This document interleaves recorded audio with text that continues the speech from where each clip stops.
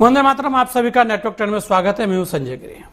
उत्तराखंड आंदोलन की मांग का आधार यही था कि यूपी के पहाड़ी क्षेत्र उपेक्षित हैं। इसके विकास के साथ साथ संस्कृति परंपरा के संरक्षण के लिए एक अलग राज्य बनना चाहिए। बाद में महसूस भी किया गया कि इस राज्य की आर्थिकी के लिए यूपी के कुछ मैदानी हिस्सों को भी इसमें शामिल किया जाए। और उसके बाद जब राज्य बना तो इसी राज्य को देवभूमि कहा गया। यह देवभूमि मैदान और पहाड़ को मिलकर बना। लेकिन अचानक से इतने वर्षों के बाद एक बार फिर ऐसी साजिशें की जा रही है, ऐसी कोशिशें हो रही हैं कि जैसे राज्य में पहाड़ और मैदान अलग अलग हैं, या उनके बीच में द्वंद्व है, या उनके बीच में एक रोष है। इस तरीके की बातें आ रही है। और ये तब से ज्यादा हुई हैं तब से एक मंत्री जी ने इस्तीफा दिया। धीरे धीरे सुलगाने की कोशिश होती है कि कैसे भी करके राज्य का माहौल बिगड़े।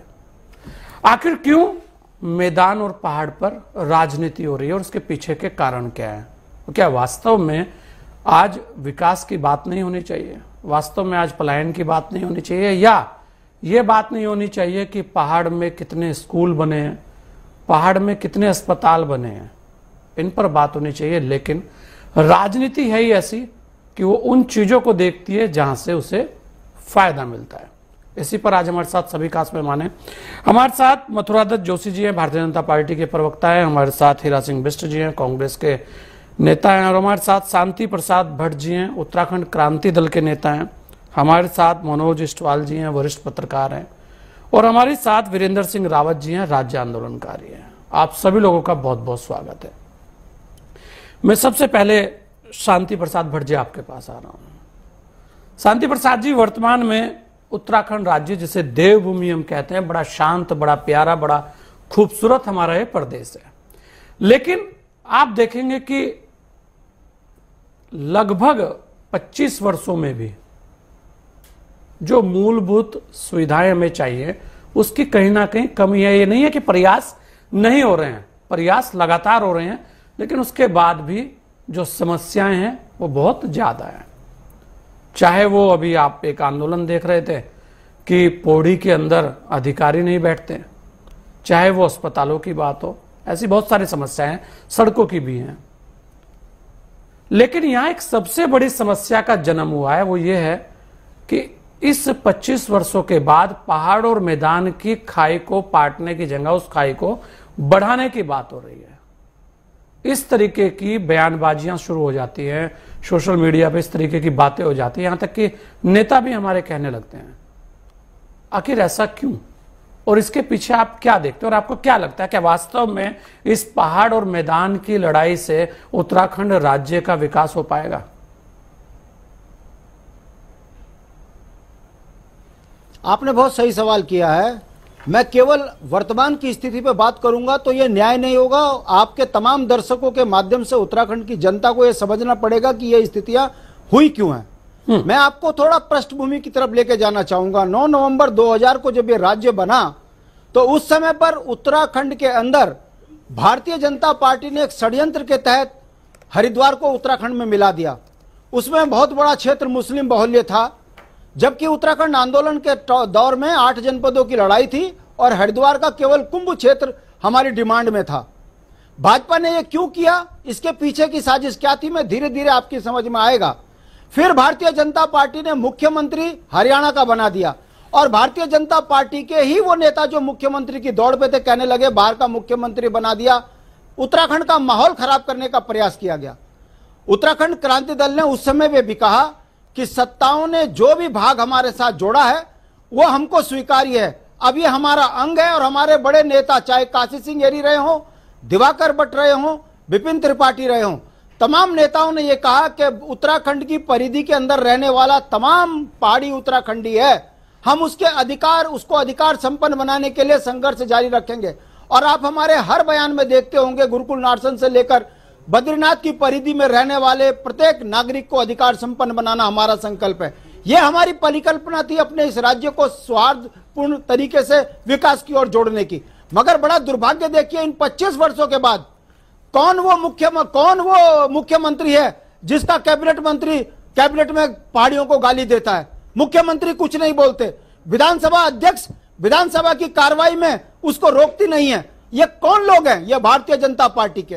और जब मंत्री को पद से हटाया जाता है तो वो क्या मुख्यमंत्री देख नहीं रहे हैं? वो मंत्री कहता है कि मैं मैदानी क्षेत्र का हूं, इसलिए मेरे साथ अन्याय हुआ रहा। ये कैबिनेट मंत्री भूल गए कि आपको पर्वतीय मूल के लोगों ने 5 बार विधायक बनाया, भारी बहुमत से जिताया, मगर पहाड़ और मैदान का झगड़ा यही भारतीय जनता पार्टी के नेताओं ने फैलाया। उसके बाद एक बाढ़ सी आ गई, एक गुज्जर बोलने लगा ये पहाड़ी तो हमारे यहां आके बसे हैं।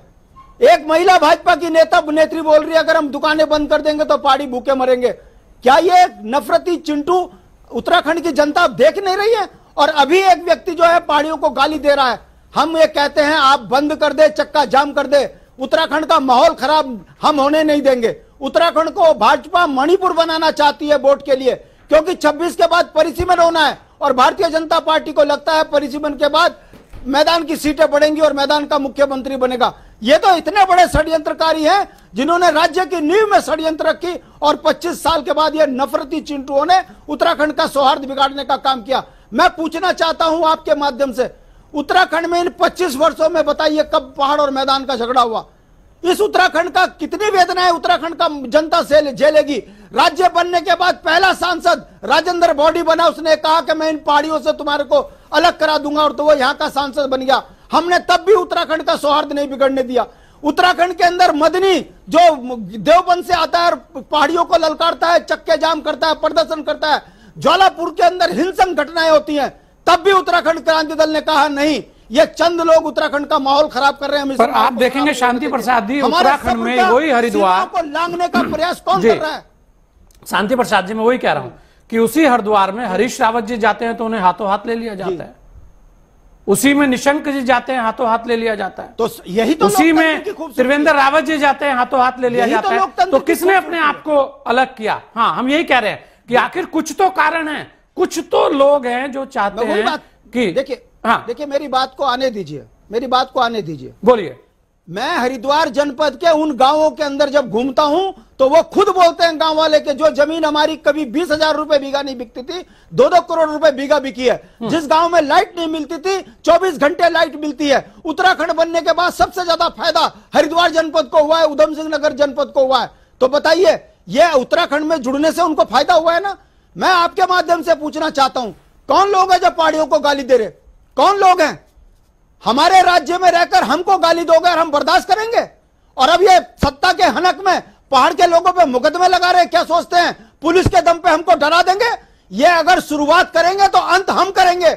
जिन्होंने उत्तराखंड का माहौल बिगाड़ा है, राज्य के लिए 42 से ज्यादा शहादत देने वाली कौम उत्तराखंड की है। हम देश की एकता और अखंडता के लिए गर्दन कटवा देते हैं, मगर पुलिस के दम पर यदि हमको धमकाओगे, हम पे मुकदमे लगाओगे और एक तरफा फैसला करोगे तो इसके लिए आर पार की लड़ाई लड़ने के लिए हम तैयार हैं। देखते हैं उत्तराखंड के डीजीपी पे कितना दम है जो इस तरह के माहौल बनाकर पहाड़ियों को डराने का प्रयास कर रहे हैं सत्ता के। आपको लगता है, अगर हमारी किसी नेत्री ने अगर ये कहा है तो उसकी शुरुआत किसने करी है? हाँ, मैं कह रहा हूं कि आपको लगता है कि कोई डरा पाएगा या वास्तव में डराने का काम हो रहा है? आखिर किसे डराएंगे? हर व्यक्ति जो उत्तराखंड का रहने वाला है वो डरेगा किससे? ये नफरत जो संघर्ष से निकल कर आया हो, उत्तराखंडियत को खत्म कर रहे हैं इनको। देखिए साहब, मुझे मेरी बात करने दीजिए कंप्लीट। ये नफरती चिंटू जो पैसों के दम पर भाजपा के इशारे पर पहाड़ के लोगों को आंख दिखा रहे हैं, ये गलत फहमी इनको पैदा हो गई। हमारे यहां हर दिन तिरंगे से लिपट कर आता है देश के लिए समर्पित कौम का व्यक्ति, मगर अगर ये हमको ललकारेंगे हमारे घर में तो इनको हम इनकी औकात भी दिखा देंगे, ये भी हम आपको बता दें। मैं फिर कहता हूं, हाँ। जो भी भारतीय जनता पार्टी का चिंटू नेता है उसके दिमाग में गलतफहमी है कि मैं पैसों के दम पे पहाड़ियों को दबा दूंगा, तो भारतीय जनता पार्टी से आर पार की लड़ाई हम करेंगे। मैं फिर कह रहा हूं, गुरुकुल नारसन से लेकर बद्रीनाथ की सीमा में रहने वाला पहाड़ी है, हम उसके अधिकारों की रक्षा करेंगे और भारतीय जनता पार्टी को उत्तराखंड में रहने वाला हर व्यक्ति क्या आप नफरत से उत्तराखंड को मणिपुर ना बनाएं। जी शांति प्रसाद जी, बिल्कुल मणिपुर तो खैर बनेगा नहीं और ना बनने दिया जाएगा। उत्तराखंड में रहने वाला हर एक व्यक्ति उत्तराखंडी है। हाँ, ये अलग बात है कि कुछ लोग चाहते हैं कि वास्तव में माहौल बिगड़े, लेकिन यहां और भी बहुत सारे सवाल है कि आखिर इस तरीके के माहौल से फायदा किसे होगा और राजनेता जो हैं, ऐसा तो नहीं है कि वहां कांग्रेस भी है, यूकेडी भी है, और यूकेडी लगातार दोनों दलों के अंदर उनके बहुत सारे नेता गए हुए भी हैं, और कुछ बार तो यूकेडी खुद सत्ता में शामिल भी रही है। आज तक ऐसी स्थितियां नहीं आई हैं। मनोज भाई, अगर आप देखें तो आखिर इस तरीके की बातों से फायदा किसे है, और आज इस तरीके की बातें, विवाद हुआ, उस विवाद के बाद ये ठीक है, वो विवाद थोड़ा लंबा चल गया, उस विवाद पर पहले ही उस पर कहीं ना कहीं एक अंकुश लग जाना चाहिए था, लेकिन चलिए कहते हैं देर से आए दुरुस्त आए। लेकिन वर्तमान में अभी क्या है कि आप उस युवा पीढ़ी के आगे क्या संदेश देना चाहते हैं जो अभी हमारे लिए इंतजार कर रही है कि यार उत्तराखंड जो है अभी और संवरेगा। एक तरफ प्रधानमंत्री कहते हैं कि उत्तराखंड में अभी और भी काम होना है। आप देखिए केदारनाथ, बद्रीनाथ, और अब हो रही है शीतकालीन पर्यटन की बात भी की गई है। ऐसे में हम इन चीजों से इतर हम बात कर रहे हैं कि पहाड़ और मैदान, हम बात कर रहे हैं 8 जिलों की, 9 जिलों की, 13 जिले की हो गए। ये सब बातों का आज औचित्य क्या है?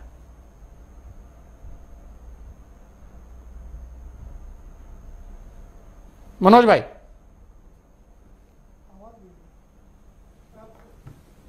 जी संजय जी नमस्कार। बहुत अच्छा विषय आपने उठाया है, और अभी आप हमारे फायर ब्रांड नेता शांति प्रसाद भट्ट जी को सुन चुके हैं।